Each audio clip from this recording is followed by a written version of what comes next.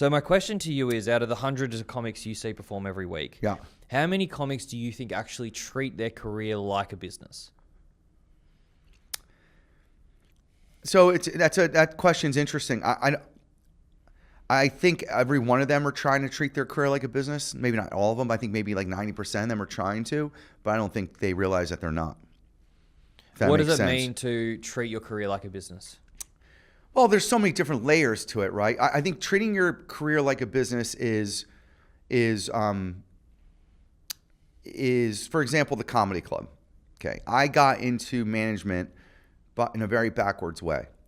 I wasn't really intending on being a manager. It was something that had been floated to me a few times. I was like, I don't really know. I don't want it to interfere with what I'm doing with the clubs. I don't want to have my hands in a comic's pocket. You know, I love where I am on the comedy venue side of it because I feel like I'm really a springboard to other things. But then once I started managing comedians, I started to realize, okay, there is a way to apply what we're doing on the comedy side and running clubs to a comic's career that a lot of comics aren't doing, not because they don't want to, because they don't really have the wherewithal to do it. So for example, have a website. You'd be really surprised how many comedians don't have websites. Successful comics do not have websites. They don't really realize, hey, by having a website, I can track the traffic that's coming to my page. That's capturing an audience. That's letting me know where my fans are coming from, right? So that's one piece of it. How is that different to seeing the analytics on your socials? Because I think socials, I think if you're putting dates up, for example, on your website, you know, people are there to specifically buy tickets.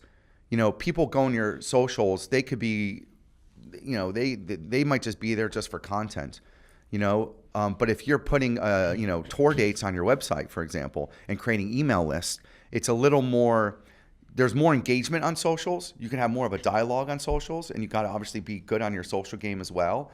But I think people going to your actual website will translate into sales more. You know, you're capturing, you can put something up there, hey, to join my mailing list, or hey, you know, if you have show dates, let's say a show is sold out, you can put a waitlist button on there. And that waitlist button will, you know, get people to put their emails in. Again, you want to get as much information as possible, emails, numbers, where they're from, all that stuff. And you can use that hard data in newsletters and whatever the case may be, you know, whereas socials is a little more like people are just passing through. They might stumble upon it. They might say, oh, this person's funny. But if I'm going to your website, there's a reason why I'm going there. Why is it more important to get emails and phone numbers than it is to get followers? Oh, because, you know, because I think those can converse, those I think have higher conversion rates. I think if you have someone's emails and you email them when your shows are coming, if you can see whether or not they're opening up, you know, your click rates, they can see, I mean, you can have 1 million followers. First of all, followers to me doesn't mean anything. It's engagement. What is your engagement like? You know, Chris Stefano is a comedian that we had worked with for many, many years. I don't think he even has 1 million followers yet, but his engagement is through the roof. Whereas a lot of comedians will have 2 million followers, but are they getting that engagement? You don't know if a lot of them are bots. You don't know if a lot of them even live here in the States.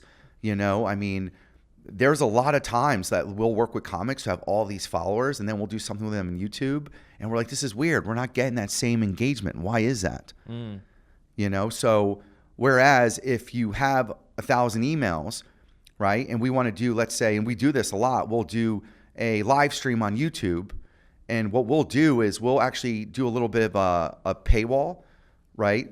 And that will just allow us to see, of these 1,000 emails that we have, how many of them are actually willing to pay $5 to come see you. Now, let's say 50% of them are willing to come and pay $5. Well, we now know these are your hardcore fans. So let's treat them a little differently. And then what we'll do is we'll put that up for free. That same thing that we just charged $5 for, we'll put on for free, let's say the next day or a few days later. And then we'll see, okay, who's actually coming to that, try to capture that data.